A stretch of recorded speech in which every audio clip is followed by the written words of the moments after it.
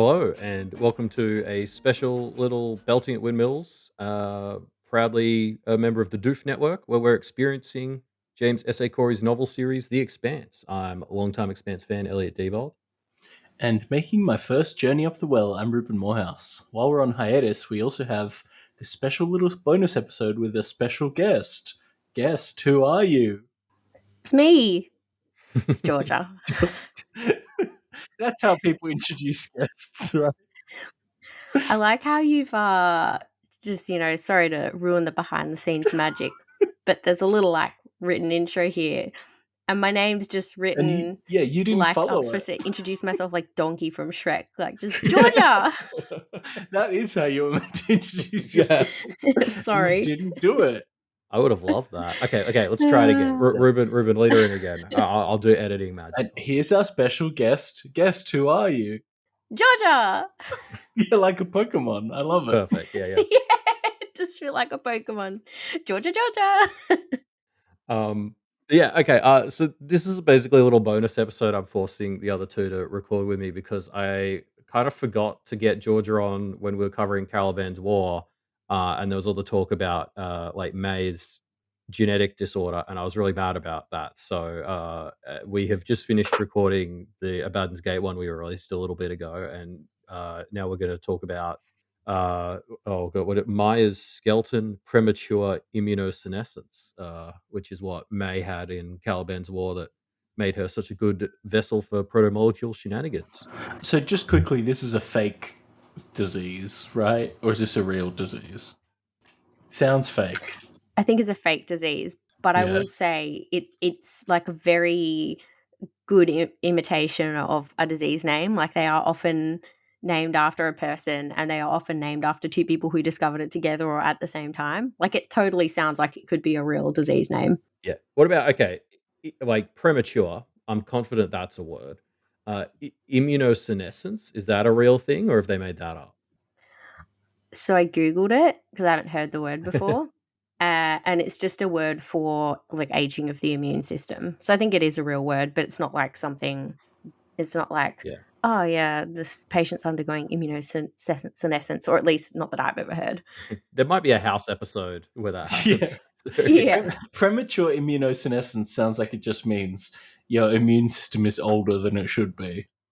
I think that's what they're going for. Yeah. Okay. I mean, yeah, like, so again, and obviously I've just made this joke to you guys like 15 minutes ago, but the audience hasn't heard it for ages. Yeah. So because Georgia's a bad sister, she hasn't actually read this book or even seen the show. And that was funnier the second time around. For sure. Yeah. I think I actually also said it when we had her on for Leviathan Wakes. So, yeah.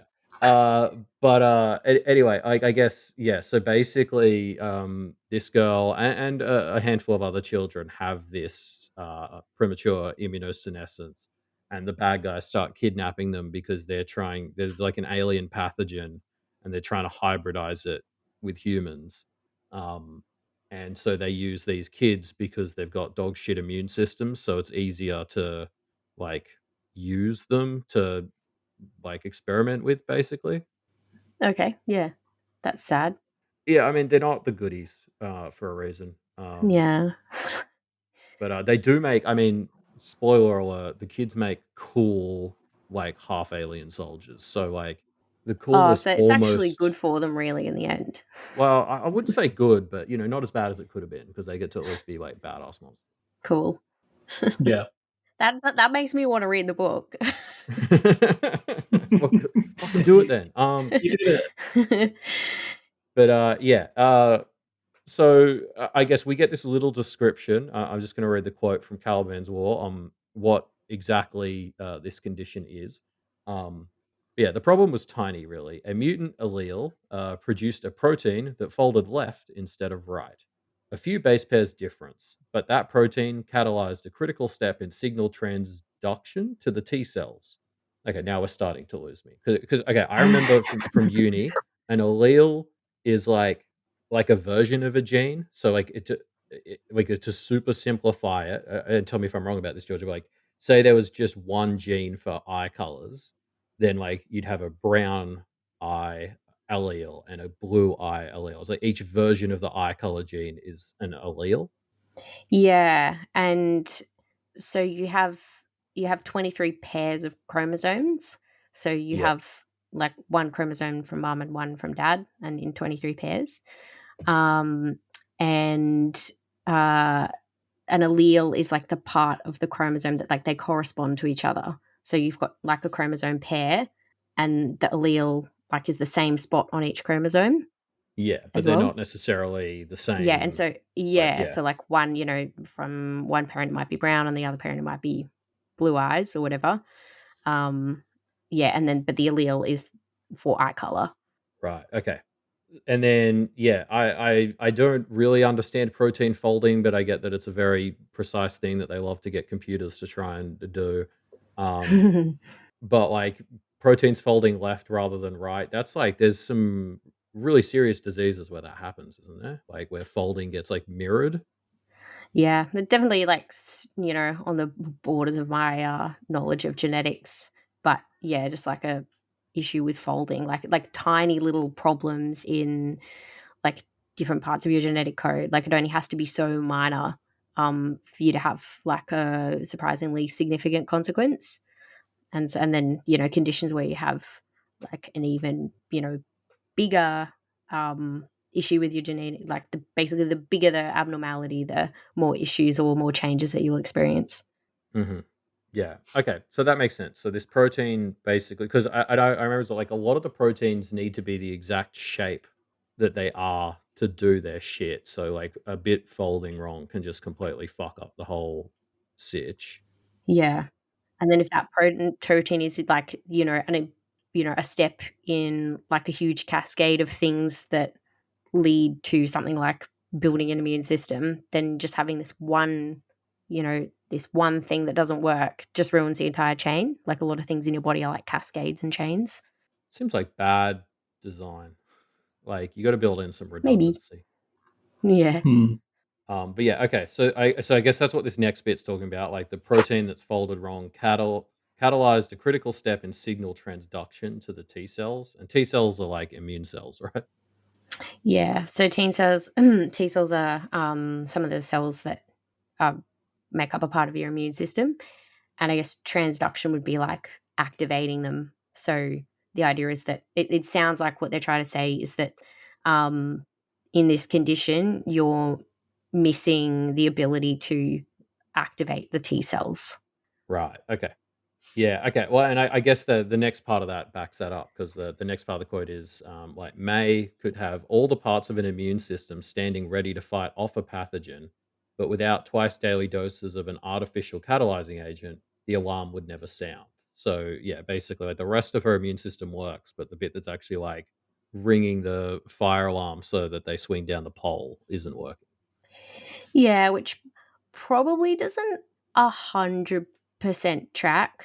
Um, in that, like, well, as you were saying, so the body does have some redundancy. Like you tend to have, like say if you're wanting to coagulate, like you're wanting to produce the ability to clot in your body, like there's different coagulation cascades. You don't just have like one way to make one clotting factor. And your immune system's pretty complicated. I guess more specifically, you have um, two big branches of it. So there's your innate immune system and your adaptive immune system.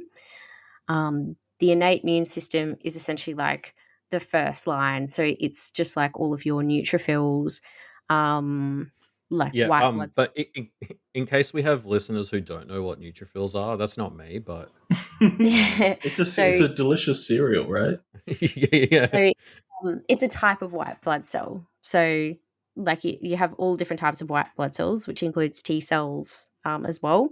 Um, but there are certain types of white blood cells on the part of your immune system that will just like attack instantly. So, like, if you were to get sick, like a bacteria or virus gets in or whatever, it just attacks and it just goes for it. It recognizes that this is something foreign and potentially bad, and it just goes in, and you get really inflamed. So you get increased fluid going there.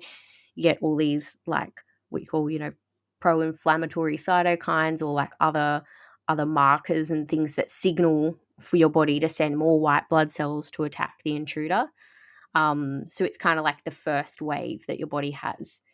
And that doesn't involve T cells. So when they say you could have all the parts of an immune system, but you can't activate it, somebody with this condition, if it was affecting T cells, they should still have that innate immune system. So they would have something working, but probably the real life condition where you do have affected T cells that everybody knows is HIV. And obviously everybody knows that that can lead to AIDS, which is, a severe immunodeficiency. So having an innate immune system doesn't really, like only having your innate immune system doesn't really succeed in the long term. You do really rely on your adaptive immune system to truly protect you from disease. And essentially what the adaptive immune system is the part that, like, firstly learns from the past. So, if you get an infection and then you get it again, like you don't actually get sick from it generally. Like how people get chickenpox and then, you sort of don't get sick from chickenpox again. Or when a cold goes around, if you're one of the first people to catch it, you're not going to catch it a second time. And then it's also the part, like there are some really strong white blood cells in that category, especially T cells, that are the best ones basically at killing pathogens. So like viruses and bacteria. So yeah, you wouldn't have literally nothing happening, but if you didn't have any T cells, you would have a failure of the adaptive immune system, which would leave you pretty vulnerable to infection.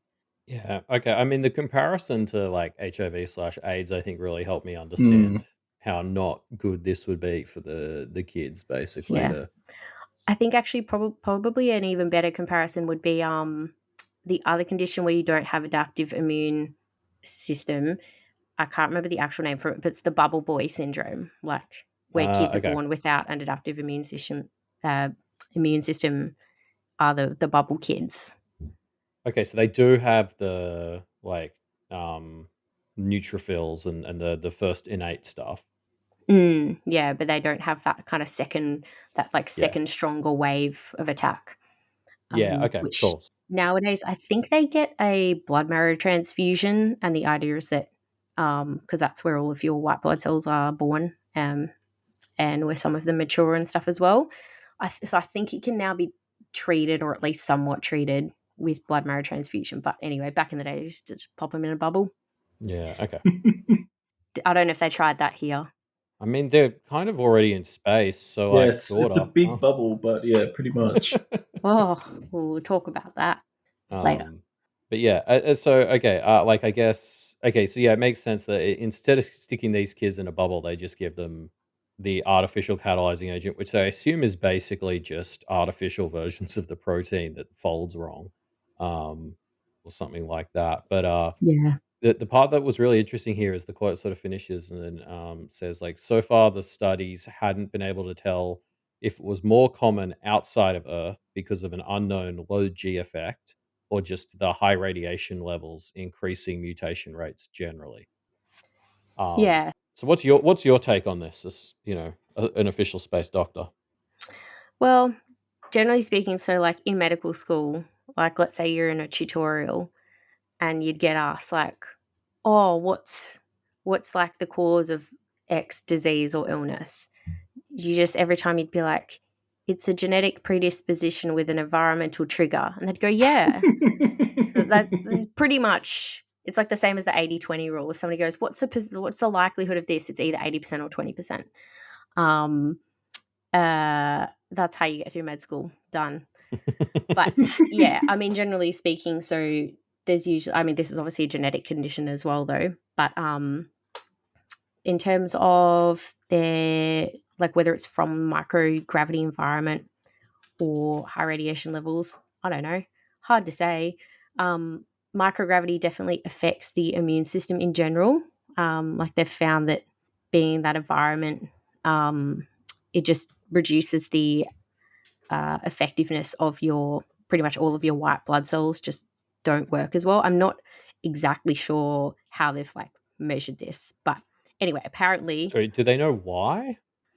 So like multiple things. I'm not sure. They talk about microgravity causing that effect, but I don't really know exactly how it is that low gravity affects it, whether it's just that I mean, they are all produced in your bone, and your bone is undergoing like significant metabolic changes in space, like because it's being broken down so much. So whether you're producing less of them, whether they're not being matured properly, so you can have a lot of your like essentially baby, like immature white blood cells maybe floating around, but they haven't been like fully generated yet. Mm. Yeah, I'm not sure exactly why it is that microgravity apparently. I tried to sort of look it up as well, but like we probably haven't been enough in space really to know something as specific as that. And then, of course, there's all the radiation. So, as well as damaging your genes and making mutations, which would include a mutation like this, more likely.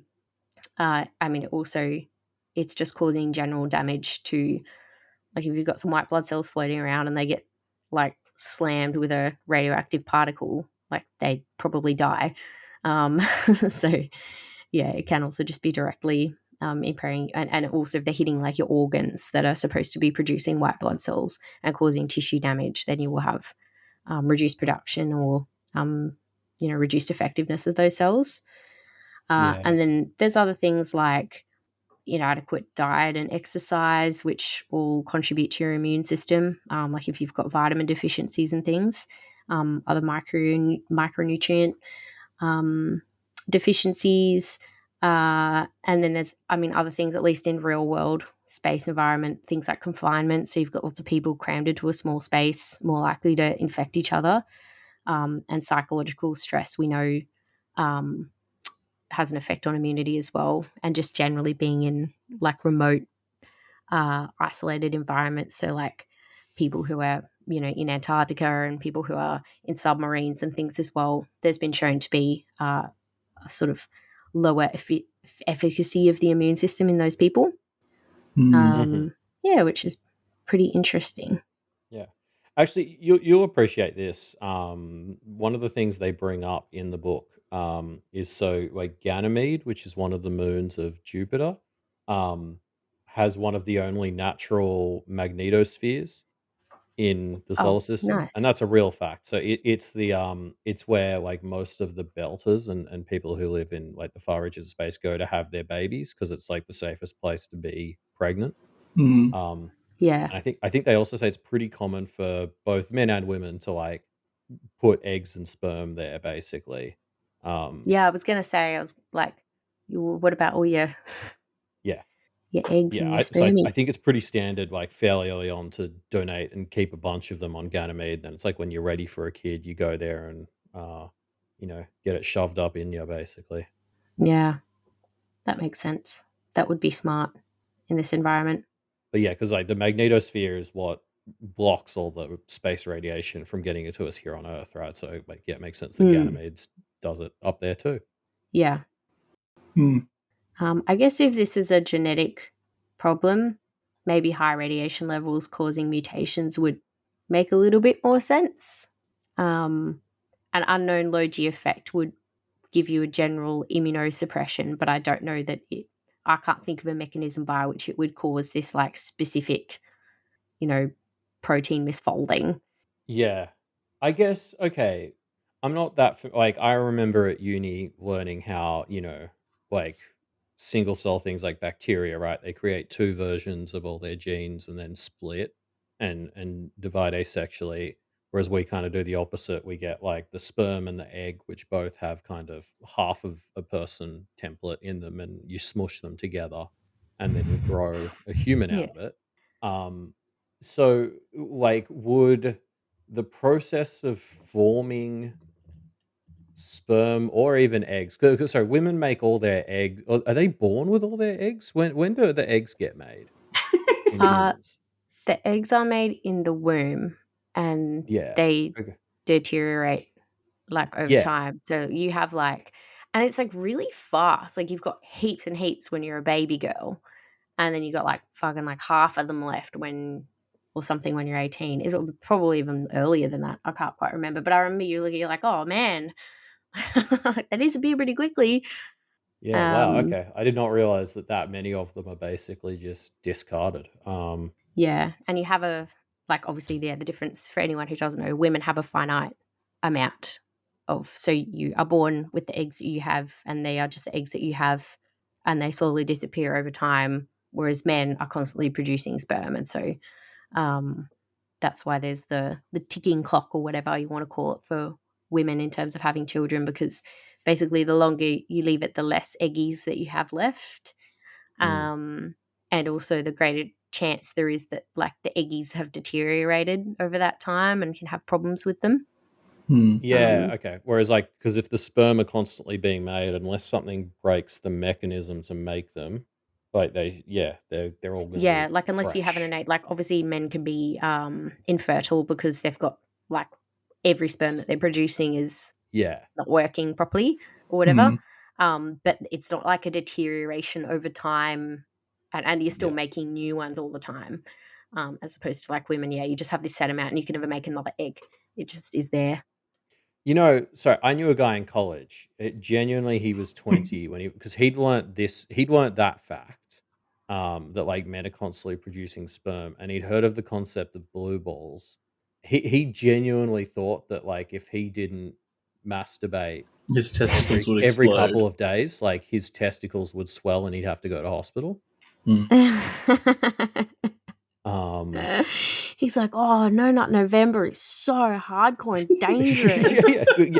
That genuinely, that was how this came up. Is we're talking about no, Oh, not wow. November, and he was like, it just seems like an unnecessary health risk, and and we were like, what the hell are you talking about? And Oh, basically, God. it took us a few minutes to get there, but it was like he genuinely thought that like yeah, like this was something men had to do frequently, or there would be health problems. Some of the people you went to Oh. college with, Elliot, were real goobers, having heard a Yeah. few stories over the years. Yeah, but it was just that I was the normal one, and they were all weirdos. Yeah. That might actually be true because you did go to St. No. Paul's College. Unfortunately, no, I don't think it is true. But yeah. Anyway, but so going back. So I guess for the women, it kind of makes sense that uh, you know, I guess so. The women are making all their eggs when they're in the womb, and Yeah. then the guys are constantly making the sperm. Could there be a reason that either of those two things happening in low G might fuck with the are they called haploid cells? The ones that only have half a genome in them? Oh God, I won't pretend to remember that. Sounds right. Sounds legit. Yeah, but basically, because it's like obviously there's a special process because all of our cells have two copies of our DNA, and then you have the special process to make the eggs and the sperm, which involve like carving out and just getting half of it, and doing weird combination shit as well. I think, but like, does it make sense to you that the lack of gravity could fuck that up? I guess in the same way that it seems to just like mildly mess with just about everything in your body, like, and then just general way that it messes with like all of your kind of homeostatic mechanisms and all of your hormonal systems. Um, I mean, it could affect ovulation, like because the egg's got to like get pushed through the fallopian tube and then like put Yeah. in Oh, the but sure, but uterus. that wouldn't cause a genetic mutation, would Oh it? yeah, true. I'm Like just talking fucking about with general pregnancy. Yeah. pregnancy now. But I guess I'm just kind of wondering, would you be more prone to weird mistranslation of DNA if sperm and or eggs are being created in low gravity? And I mean, the answer is probably we don't fucking know, but yeah. yeah, honestly I've got no idea. But I have googled the egg loss that women have. Do you want to hear? It's wild. Yeah. Yeah. So you're born with finite, however you want to say it, supply of about 1 to 2 million eggs, and then by the time you reach puberty, you only have 300 to 400,000 left. Wow. And then during puberty, you lose 1,000 eggs each month.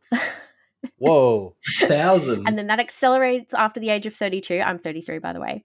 And then especially after 37. So by the age of 30, you've only got 12% of your eggies left. And then it decreases to 3% by 40 years old. Wow. God.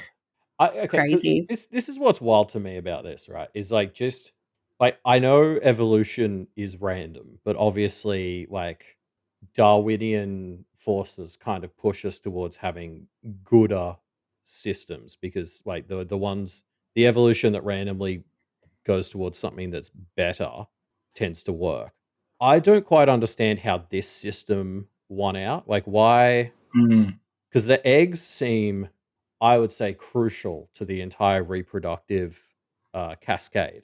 But I guess if we were talking like cavemen times or whatever, like you only had to live until you were, whatever, like It just 18. That's what seems I like was gonna say. an awful lot of work making 2 million of these cells in the womb to just like Yeah, for half of waste them to die off before you can. 70%.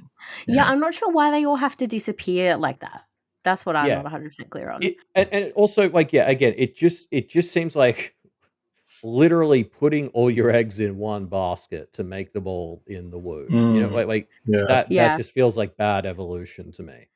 I mean, I guess kind of like Ruben said, there's no, because you're not going to evolve out of that system unless it comes up as a problem. Yeah. But like, Yeah. it kind of never did because like by the time we were basically just, combating evolution anyways, like life expectancy, you know, wasn't really, yeah, it wasn't really short enough that it was going to become an issue, I Yeah. guess. Yeah. Yeah.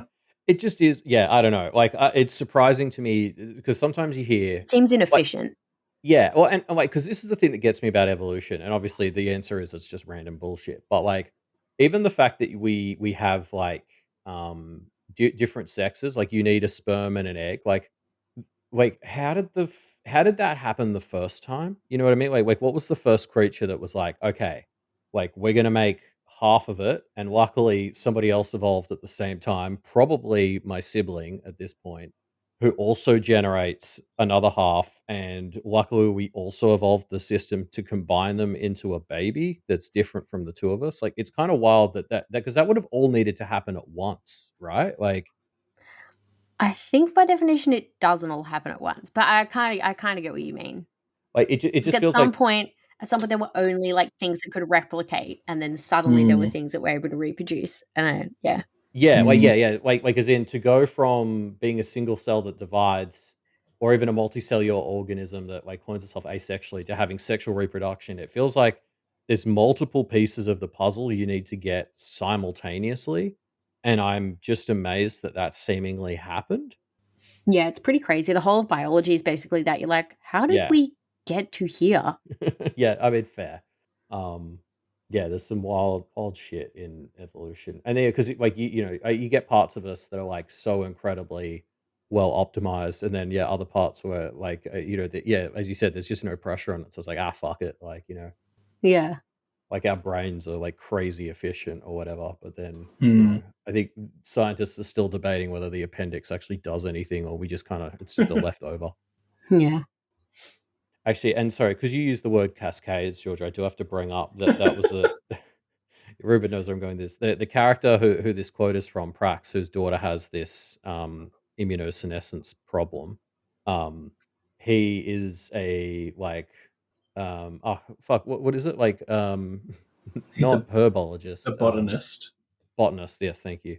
Um, he's a botanist, and he's constantly talking about Yeah. science, like cascades. Like everything in his mind is like, Oh, It's all cascades. because for him, it's like the all the life support systems in space. It's like a cascade. Like if you have a problem with the filters, causes a problem with the air, which means that the plants aren't doing X, and then the whole system falls apart. oh yeah, that's And true. so he's just constantly referencing cascades. So I think it like He and I are one and the same. yeah, well, and literally the problem with his daughter is that she has a dodgy like immune cascade. Like Yeah. Mm. that's perfect.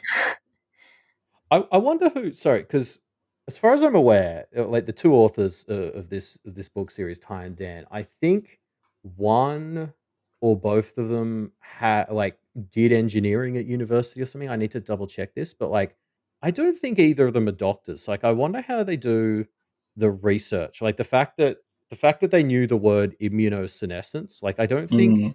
how do you or how do you get the word immunosenescence, which like is apparently a real word, and get to be able to use that in this circumstance. Like, how did they come across that? That's a Yeah. fascinating part of this whole. This is a tangent, but I'm just like, they must like is one of the because I know they're both married or something. Is like is one of them married to a doctor or something? Like, where are they getting their medical intel? I mean, you could just be like Googling, like, is there a word for,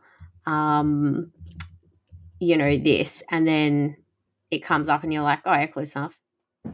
Yeah, I guess that's just Oh, like, here impressive. we go. I just Googled, what's the word for degradation of the immune system? And it's like immunosenescence. So that's probably exactly what they Yeah, did. well, okay, that takes the magic out of it. Yeah. Sorry. It's what I'm here for. Over explaining it. Yeah, literally. But yeah, I don't know. Was there anything Well, else? yeah, We one want. thing that, because, we mentioned the bubble kids. Yeah. And you were saying, oh, they're kind of in a bubble because they're in space. Space is not very sterile, actually, That's at all. fair. So it's pretty interesting because, like, something I had never thought of until I did, this sort of space medicine Your course degree in thing. space medicine. Yeah. Is that actually the species that do well and survive in space are quite different from as in we're talking bacterial species that survive in space are like different from the ones that seem to do well on Earth. So there was one experiment. I tried to find it so I could like reference it in more detail, but I couldn't seem to track it down. But I remember them presenting this one where basically, they took a swab or whatever. They got a sample from, like the astronauts or like part of the environment at the start of a mission, and then sort of listed like which species of bacteria there were and in what sort of proportion. So say there was like lots of one kind of bacteria and there was a couple of this other kind and there's like 100 different kinds or something like that. Lots of E. coli, not much Staphylococcus. That's Probably lots of Staphylococcus. But yeah, essentially that kind of thing. And then they just like kept doing routine swabs and tracking, and they watched how it changed. So like some of the species that were really prominent at the start when it was more like analogous to the Earth environment, they really dwindled, and then some of these other ones became much, much more common. And they were ones that I guess like sitting there as a doctor, you're like, oh yeah, those make you pretty sick. And also they've shown in some studies that the rates of bacteria developing antibiotic resistance is higher in space. Oh. Yeah, whether that's because of like radiation or just that it's maybe it's almost like an evolution thing, like they're dividing, bacteria proliferate much more quickly than we do. So that's why they evolve so much more quickly. So whether it's just kind of that natural selection type thing that the really like tough ones just seem to proliferate a lot more effectively in space, but like certainly the ISS is actually got lots of bacteria in it because there's lots of people living in there, and they're all living in close quarters, and they're all like it's quite densely populated. So it's actually quite filled with bacteria, and the bacteria that are up there are not the same ones that we've necessarily adapted to be resistant to down here on Earth, and they're potentially antibiotic resistant. So I think in the Apollo 13 mission, one of the astronauts, he got like while they were also suffering from like no life support systems and they were like all freezing cold and stuff, he actually got quite sick with a UTI. And they had antibiotics with them and he took them, but it didn't work. Like whatever bacteria he contracted was resistant to their antibiotics that they had. Presumably they were sent up there with something pretty decent. So I guess the question is, was the bacteria that got into his urinary tract from like using bottles and whatever else they have to do up there, was it something that was for some reason resistant to the antibiotics that we normally treat urinary tract infections with on Earth? And I thought that was pretty interesting. I have to like that is interesting, but it's also one of those things where so seemingly that's not an issue in the Expanse. I guess antibiotics won the war mostly, and I'm glad for that. I don't think it would be as interesting a book series if like it was like Oh no, I got another infection. It's like the ending of War of the Yeah. Worlds, where the Yeah, yeah. Yeah, true.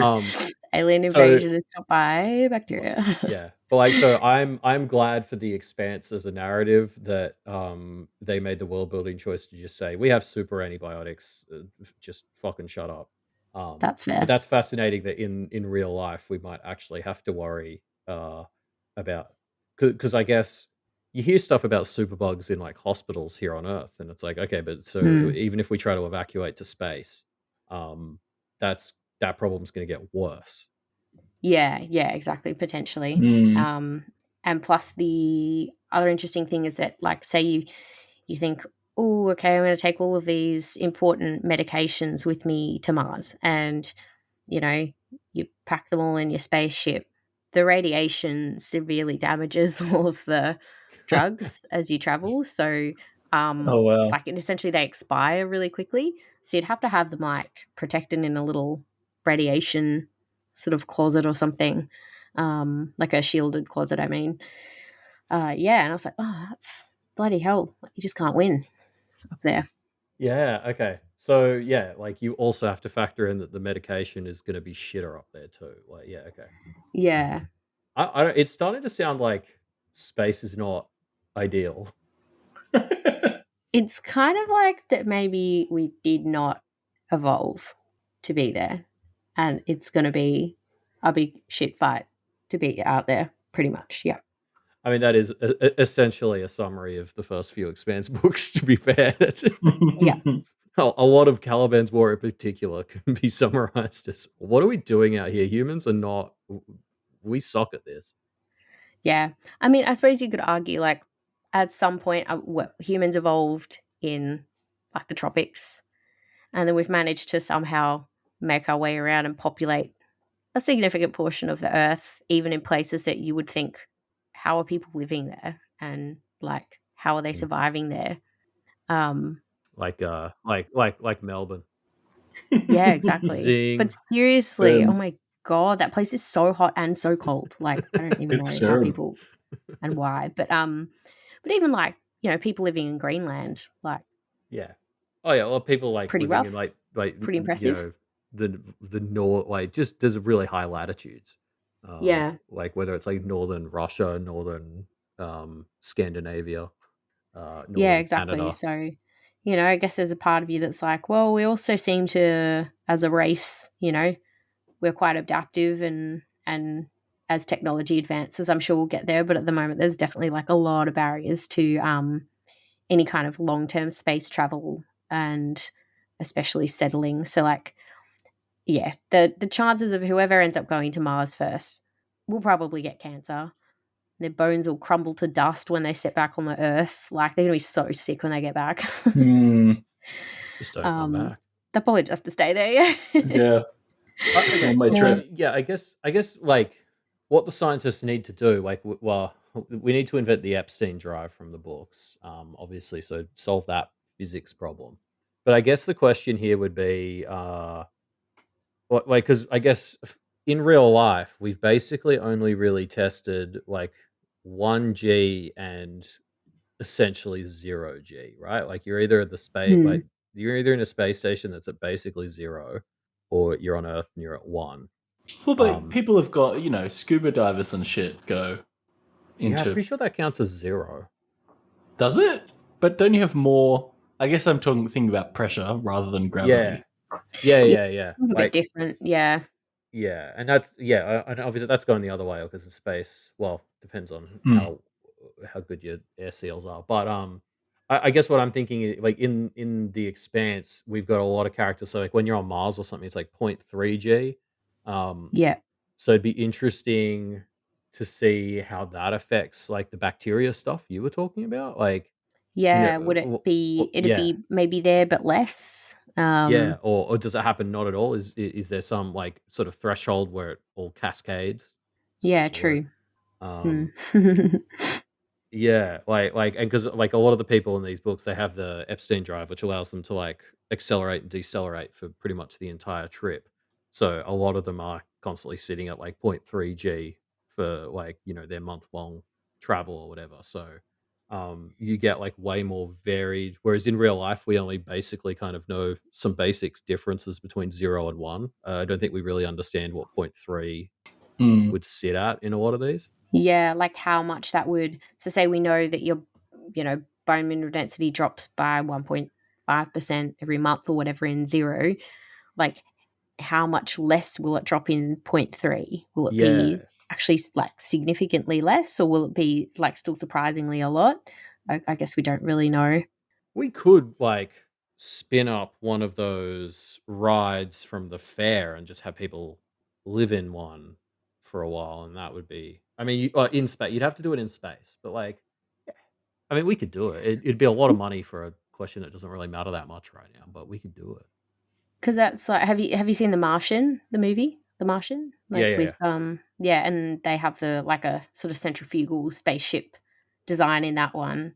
I don't know if that's like what you're talking about. yeah, yeah. I Basically, think it's in. I haven't seen 2001: A Space Odyssey. I don't think I tried, and I was just like, nah. yeah. Anyway, No, but that one actually came out. I did a bonus bit early on when we started this podcast on like spin gravity, and the 2001 Space Odyssey one actually came up because I think it's too small to actually work. yeah, yeah, it's pretty interesting. Like looking at the physics of it, it would have to be like really big or really fast, essentially. Yeah, you get fun. So I get Mm. you should go listen to our episode on this. It's great stuff. But because you get you get the discrepancy like based on how what the radius of the spinny thing is. Like you've obviously got like you get less acceleration if you're halfway along the radius than if you're the whole Yeah, way. the So if it Coriolis forces, I think it's called. Coriolis, Yeah, no something idea. like that. Anyway, Can't but remember how like to yeah, pronounce but it. But yeah. basically, if it's a small wheel spinning really fast, you still basically end up with the problem that like your feet are experiencing Yeah, your significantly feet different would be at gravity. 1G and your head would be at like Like point 0.3 or something. yeah, yeah, yeah, Yeah. exactly. Mm. Um, yeah. So like that's I think the thing with 2001: A Space Odyssey is it's like it doesn't quite work because it's like the size that it was. I think they said it was like for it to actually be working on their feet, like it wouldn't work on their arms or whatever. It was like Yeah.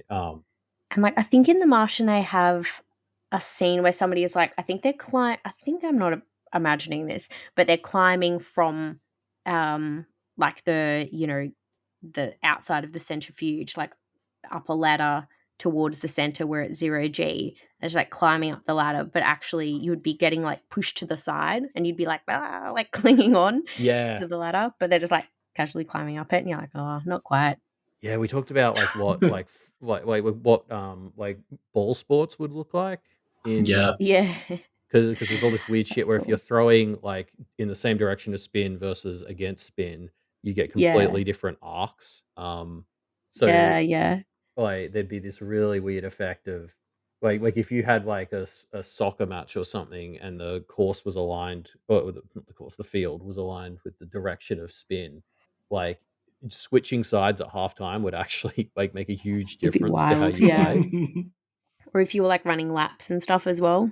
Yeah, yeah. Anyway, Yeah. Space is crazy. yeah, space is some weird Crazy. shit. Yeah. Yeah. Probably the one other thing that we would touch on if we're talking about immunity, Mhm. and I guess, again, like, if you imagine that this condition is somewhat analogous to AIDS, like, obviously we're all a little bit younger that we don't remember what it was like when AIDS was around, but aside from getting a lot of horrible infections, people who are affected by that also got a lot of cancer. And the reason is that those immune cells that you're missing, like in your adaptive immune system, are also an important part of the processes in your body that get rid of, cells that have mutated. So you're constantly producing new cells in your body. And obviously mistakes get made like relatively frequently. Mhm. And normally your body has all these systems in place so that if it makes a mistake, it gets rid of that cell. And then what cancer is, if anyone doesn't know, is when there's a problem made in a cell, and it's a problem that allows it to either like reproduce really quickly or mostly that makes it reproduce really quickly, or that's like in some other way problematic, and then it for some reason is able to avoid the body's normal systems for getting rid of it. like then you get this problematic cell and then it will start to replicate itself, and then that's like how you get cancer basically. And your adaptive immune system is really important in that process of detecting those problematic cells and getting rid of them. And so these people would also be at high risk of getting cancer as well as infections. I actually did not know that. So that's Hmm. and especially in space where they're constantly getting irradiated, so the chances of getting cancer are already higher. Yeah, right? exactly. Which is again something that will be such a challenge for astronauts, like, or anyone who wants to go to Mars, is that your cells are already under attack from all the radiation, and the chance of you having mutations is higher. And then also your body's ability to check those mutations and get rid of them if they're problematic is also lower. So that's why your chance of getting cancer is so high. Like especially, I think it's higher for women as well. Like to the point where if you were a female astronaut considering going to Mars, you would have to seriously consider like getting a bilateral mastectomy. And I think ovarian cancer was also thought to be quite high risk. But yeah, it's pretty interesting. Like you would, the types of cancer that you get, and thinking, I guess the reason you mentioned a mastectomy is that removing your breasts, does it cause like significant problems to your body, as opposed to like there are obviously other organs that are high risk for getting cancer, but you can't just like take them out because they're doing something important. But yeah, there are definitely parts of your body that you would consider getting excised before, like in the same way that also the appendix gets usually removed before people like to go to Antarctica. You have to have an appendicectomy. Wait, You have to both really? have an Oh, appendicectomy. that's funny. Yes. Yeah. Especially, I think actually these days it might only be if you're the doctor going, because you can't. Well, one guy did have to perform an appendicectomy on himself. And so now they make the doctor get their appendix removed prior to going. But yeah, which is like pretty. You have to both have your appendix removed as the doctor and learn how to remove an appendix if you don't already know. I'm going to look that. I'm pretty sure I'm not making that up. I used to love the idea of being one of those people who goes and spends like 12 months in Antarctica.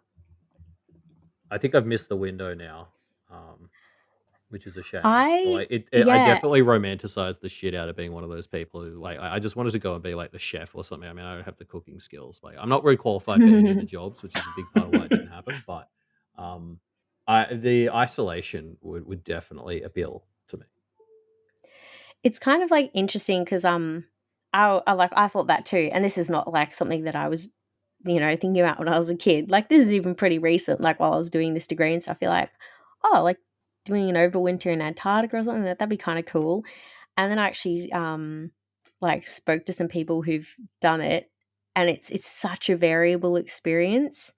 Like on the one hand, they quite like having, apparently they do like having doctors who have procedural skills, because it's like easier to like teach someone how to just like give the right drugs for a heart attack than it is to teach someone how to remove an appendix. Makes sense. So I was like, oh yeah, I'm procedural. I could do that. And then I spoke to a girl who'd gone, and she was like, it was mostly mental health, like people wanting to be medically evacuated because they just couldn't bear to be there anymore. I was like, that sounds terrible. Yeah, doesn't and a lot inspire. of it also just like, and just also doing a lot of like talking to people about their health, checking all of the like systems, like checking the water's okay, and like checking that, like as in it's also that kind of like almost public health side of things that you tend to have like a role in doing that kind of stuff, which is the same in for astronauts who are doctors as well. They tend to be the ones who are delegated the roles of like checking the life support systems are working well and that kind of stuff. But yeah, when I heard that it was like this chick was like, nobody broke a single bone, like nobody really got sick, it was really just mental health, I was like, oh no, that's not really my cup of tea. Yeah. See, that makes sense. But I wasn't planning to go there as the doctor, because but it does tell you how many people also struggle with their mental health while they're there. But just dark I mean, for my 6 biggest months. takeaway from COVID at the time was, wow, this didn't really change much about my life. Which, like, and then like, yes, but you'd think that the kind of scientists who go to Antarctica would also be in that group, right? Like well, yeah, in that exactly. group. So clearly, it's not just that. But I'm also someone who likes having a small, close social circle, and like, Yeah. I mean, I think one of the big things about doing things like the Antarctica trips is like the interpersonal drama is, I think, like Yeah. fucking huge. Because if you have a beef with someone, like, too fucking bad, you're stuck there for 12 months. But like, Yeah. um, so I don't think I'd be particularly good at that. But I'm someone who already leans towards having a small, tighter social circle. So hopefully it would be okay. But like, I guess my thing is, yeah, like COVID didn't change that much about how I was living my life, and eventually I had to like deal with the repercussions of that. But I could go 12 months like like repressing that shit, like, and that'd be fun. Yeah. I think I'd put more burden on the doctors when I came back than the doctors while I'm there. Yeah. Well, I did find the name of this doctor who did exist in April. It was 1961, so it was back in the good old days. And it was a 27-year-old Soviet surgeon called Leonid Rogozov. And he had to remove his own appendix in Antarctica because he was the only doctor down there.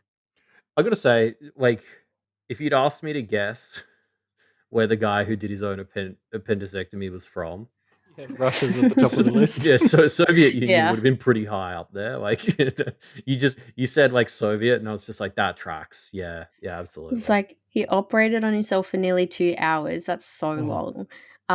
Using a mirror and some local anesthetic. And apparently there was a lot of feeling around. Because you would have to be look, I haven't been involved in a lot of appendicectomies, but especially open ones because they're mostly done like laparoscopically these days, I think. But basically I think to find the appendix, you kind of have to like feel you're looking for a certain spot along the bowel, so you would just have to be like grabbing out your own bowel and like feeling it. It'd be awful. Meanwhile, I've been telling people how brave I am. I've signed up to donate blood. And that's a big deal for me. Georgia will know this, so like, We're all proud of you. yeah. Yeah. I mean, have you done it yet? Oh god, no. I'd be talking about it. I A lot suppose more if I'm I had. mildly proud of you for even putting up your hand, but like, Yeah. get back to And me. no, well, no, but I put it up in my new workplace, so I extra can't chicken out because I'm still trying to convince them that I'm not an absolute like wussy piece of shit. And this was part of why I'm forcing myself into it. But yeah, like I do think once I can successfully donate blood without passing out, it's probably only like 2 more steps to I can do my own appendicectomy, right? Yeah, Like that's about half the journey. totally. That's how it goes. Yeah, I think so. Yeah. Cool. So I'm about to be a badass. Yeah, sweet. Are you donating whole blood or plasma? Just whole blood. The whole blood. That's quite baby fast. fucking steps, Georgia. That's faster. Yeah, that's exactly why I went for that one. Well, because the reason I was asking is because if you're doing the plasma, they give you like the little calcium lolly, which maybe that I don't know. Maybe that's like a nice distraction. It's entirely psychological. It's the fact that I know they're taking liquid out of me, and I feel, and like I know this is psychosomatic. I know it's not real, but as soon as like I see blood going out through the little tube, I'm like, my blood pressure is 0, and I'm going to You faint. physically deflate. I'm trying to think how you can prevent it. I mean, you should definitely. The chairs are designed to like you're basically lying down and your feet are up, so that No, the helps. last few times I've had to give blood for like doctors and stuff, and I lie down and I get very sweaty, but it's fine. I don't. Whereas like, yeah, the first time I donated blood, I tried to stand up and passed out, and they told me not to come back. But apparently, within 20 years, they forget. So fucking idiots. You showed them. Morons. Yeah. Yeah. Well, I feel like you should tell the person. Oh, like, I will. Just tell the nurse. Be like, oh, I'm worried I might faint. Like, because then they'll probably like, and just don't look at it. Look at the TV. I know. No, and also, I know, like, I'm gonna bring a water bottle so that if I start to feel like my blood pressure's, I can just start drinking water. Oh, they give you water. There's water like everywhere there. They won't give me enough. You can't escape it. It's everywhere. I donate blood underwater. Okay. Do it. Yeah, I'll ask if they have that. Because like hospitals have like water berths and stuff. So I'll be like, I'm sure they have it. Where's the water donation station? Now I'm thinking of that South Park episode. Like, I require a large saltwater tank. When he's like, this is when he's saying he identifies as a dolphin. I have not seen I do not know Such the a dumb episode you're talking episode. about. Yeah, it's like an episode where I think Kyle says he now identifies as like a basketballer, so he gets like leg lengthening surgery and stuff so that he can like be tall. And then his dad, whose name I'm blanking on right now, is like, I'm a dolphin. And so he gets all this like surgery so that he kind of looks like a dolphin. And then he's like, oh, where's, like he's looking for a bathroom that he can use. And he's like, I require a large saltwater tank. And they're like, oh, we don't have one. He's like, oh, no. Anyway, it's so I stupid. wish the technology existed for me to become part dolphin. I'd do that. They look really happy. I don't know. They look pretty. I feel like dolphins are like too fucked up, kind of physically They're and all- They're pretty emotionally. evil. Yeah, I think they're evil, but like but like it looks fun to move around like that. No, but I think I'll be, I don't think it's chance that they're evil. I think something about their physical form makes them evil. You know what I yeah, mean? because you know who else looks like them? Sharks. So yeah, you might well, be onto something. yeah, kinda. Although Anyway. sharks' fins go side to side, right? Whereas dolphins go up and down. So maybe that's what makes the difference. You've clearly been thinking about this transition more than me, but Well, I don't know if I've talked about this on the podcast before, but I'm very mad at my family and Jenny because they've all said no to my wishes for what happens to my body after I die. which is being turned Well, into a dolphin. No, I want Shot to them to space. I want them to take me out to international waters and feed my body to sharks. I don't think that's Where a are you thing gonna that can just be done. find Is it? sharks? What do you mean where are you going to find sharks? It's the fucking ocean. Most of the ocean is empty water. Yeah, but you go out there, you throw some chum buckets in. Look, it doesn't have to be sharks, And just they any have a marine shark. predator. They have a I swim with feel the like sharks The experience at sharks Sydney are Aquarium. mostly hanging out where there's like stuff to eat, which Yeah, is okay, hanging then out where take me there's there. other Look, stuff to I eat, said which is international near waters. islands. Okay, I said international waters specifically because people keep saying they won't do it because they think it's illegal. But I So- feel like the international waters is where the sharks are not, is like my point. Because There's gotta be just some like out it's just there. like big empty water. Or, I reckon or you'd you have to bring the You'd have to shark. bring a shark with you. I think you Yeah, have to bring okay. the shark with you. Yeah. Look, that's could do fine. that. I'll just make sure I die with enough money in the bank to fund that. But You have to kidnap the shark. it's not doing anything Yeah, good and with its time. Probably the shark would love to get a fucking free meal of human. Yeah. Like, surely. I just Wait, think is this your ashes? Do sharks eat No, ashes? I think no, it just no, have to this get chopped up into little bits. This is body. yes. Oh, okay. Yeah, no, I want to be yeah, not ashes. Chum. I mean, yeah, like scatter my ashes You and need mix it in with chum is the same. But like, I want the sharks to have like a tactile experience. You want it to be crunchy. Yeah, and both Jenny Oh, and cool. Mum and Dad have said that they will not support this. So like, I'm genuinely running out of. It sounds like a lot of time and money and effort is all I'm saying. Okay, that's the best reaction I've got so far. So you're now Yeah. going to get possession of You're my in body and the charge. will. You've got power of attorney and all that shit. Because Georgia. so far they have much deeper moral objections, whereas if I can somehow find a way to die with enough money to make this worth your while, it sounds like you might do it. So congratulations. Yeah, I mean, I'm not going to personally chop up the body. I don't think. That's No, fine. no, I'm a you surgeon hire and I'm someone not to do doing that. that. Yeah, no, that's fine. I mean, that's what like the back of a Subway restaurant's for. But like, I'm thinking of oh god, what's the movie? Where the person gets like put through the big like mincer, like a wood shredder. no, wood oh, shredder yeah. Put me through like in Malcolm in the The Middle. wood chipper. Yeah, put me through. That happens to Malcolm in Malcolm in the Middle. Yeah. Oh, wild. Show. Yeah, That's how that the wasn't show what I was ends. thinking of. I think I was thinking of Fargo. Isn't that in Fargo? I haven't seen Fargo. I'm pretty sure that happens in a Final Destination movie.